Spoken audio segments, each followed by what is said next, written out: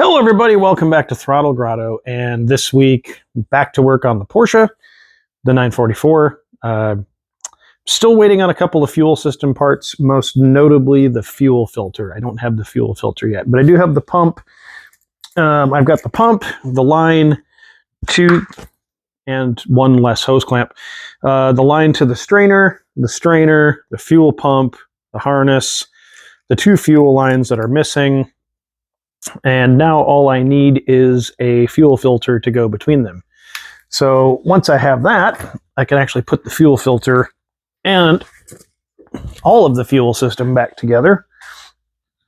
I thought that I had a filter here, but I don't. The wiring in here, we kind of went through and looked, and everything seems to be working. The problem is there's a couple of things that don't work when... I don't know where it is. So they put a jumper wire in a bunch of the spots in the fuse panel, which I didn't realize. So there's a few things that don't work. They also, when they stole this car, did a toggle switch to bypass the ignition switch, which they pried out of the back of the housing and then cut all the wires and then hooked them to a toggle switch. So let's see what we're working with.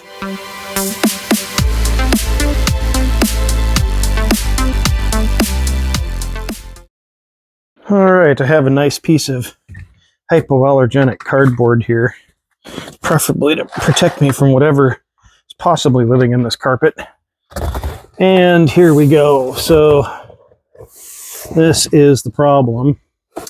This switch is connected to all the ignition wires. It's also just twisted together. Right up there, you can see it's all twisted together. And that's not great. That's not great at all. But we have a new ignition switch with the key, and we have a do-it-yourself ignition plug kit. So I want to give a shout out. I usually don't give shout outs on this channel as much as I should, but rosepassion.com. If you don't use them for Porsche stuff, you're sleeping. I ordered this on Wednesday, like Tuesday night. It was in my door at like 3 p.m. on Friday. And that came from France. It is insane. We're going to make a harness because I couldn't find anyone that sold the harness. You can see back here, we've got the ignition plug right there. That round pokey thing there. Nobody really makes a harness for that, unfortunately. They do, but they're really expensive. But that is also the same as a 928 plug, same as a 944, same as a 911, 914. There's a whole bunch of different Porsches that use that. So I'm going to pull the electric portion of the switch off with the little stubby screwdriver. Then we're going to make a harness to go from there to all the busted wiring. Hopefully we can get power to the car like it's supposed to have, not this toggle switch deal. So I made better decisions and not ones that taste like regret, which is what I think fell in my mouth underneath the car, underneath the dash. Since I'd already replaced the switch, I'd already drilled these bolts and replaced them with Allen heads. It was just easier just to take the switch out. I can get to all the terminals and see them easily. And so make it a little bit easier to build harness. Figuring out that this switch was a very common Porsche part made this piece a lot easier to find. And it just goes on there like that. These little terminals get connected to the wire, pushed into there. And then there's just this cap that covers up the back and seals everything up real nice. And then has a passageway for the wires to come out. So it's fairly easy to build this little harness. The hard part is figuring out where each one of these wires go. Fortunately, someone has already done that for me. Okay, so I think we have our 6. There's our black wire, our small red and black, a large red and black, which I presume is the starter, and then red, gray, and black and yellow. And then we have to figure out what the additional Scotch locked wire, can't really see, but it's up here in my hand, what that goes to. So I'm going to have to go do a wee bit of research. All right, fortunately, it looks like all these wires are long enough to reach the ignition switch after I install it. So that is a nice little bonus. But I need to get this junk off of here. Scotch locks. So bad. So we'll have to heat shrink that portion and also this portion to keep it from becoming worse. Let's get this. I don't know if any of you ever tried to light a project while you're working on it from behind a camera, but it is not as fun as you think. Oh, good. Oh, that's nice.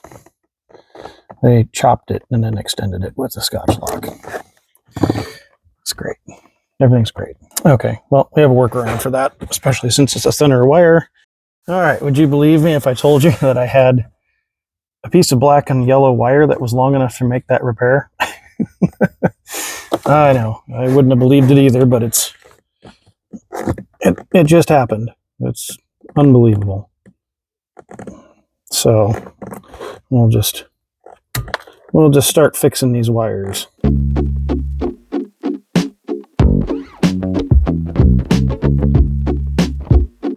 All right, so I got all the wires prepped now.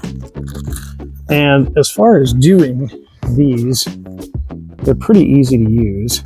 I don't know if you can see it, but there's just a hole in there. It's not a crimp style connector. There's a hole. And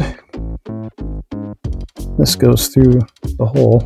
I may have to ask very nicely of this wire.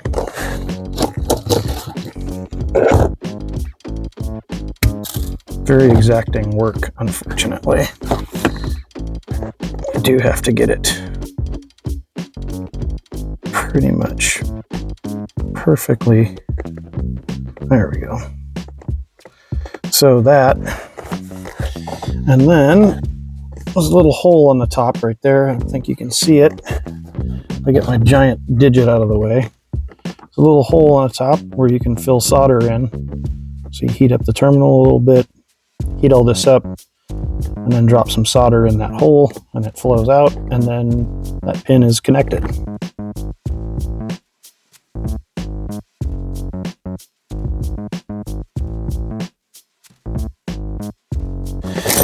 All right, so that was pretty much it on repairing, or at least adding the terminals to these. So the solder is all hardened up, so some of these terminals are still a little toasty.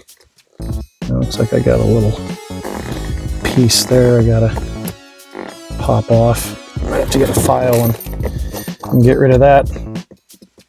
So this plug is labeled, and if you can see it in the light there.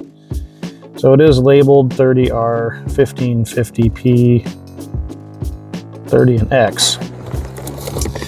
But we also want to double check and make sure that does in fact match up to our switch. What's printed on there may not be always the most obvious one, so it's always good to double check your work as you go. It does look like it's printed on the back here, but it's so small that my old eyeballs really can't read it. The other thing you have to remember is that these don't lock into this connector. What locks them in is the ridge on the inside of this cap. So if you don't keep them like in the place they belong, then they will pop right back out.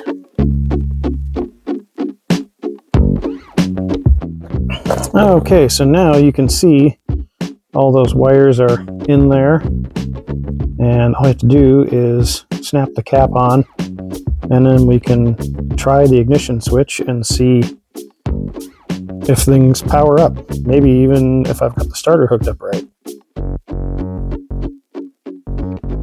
All right, so one of the nice things about this style of connector is that I can open it up and redo it if I didn't get it right. But okay, so it's all back together. I did tweaker one wire down here myself. I pulled the whole alarm system out of it. And those are the two wires that jumpered the starter.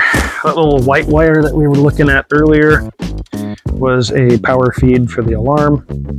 Don't need that. So let me move things here and let's see where we're at with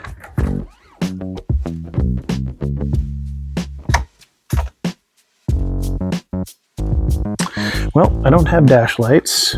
I don't have, let's see here, do I have, oh, so I've got that. So I have the dash lights are working, headlights are on, the rest of the dash lights are on. Doesn't look like, let's see here. So high beams are working. Still something weird going on with the dash, like some of the indicator lights are not acting like they should be. The door chime does work, however. Incredibly annoying. As does I left my lights on warning. Well, let's see if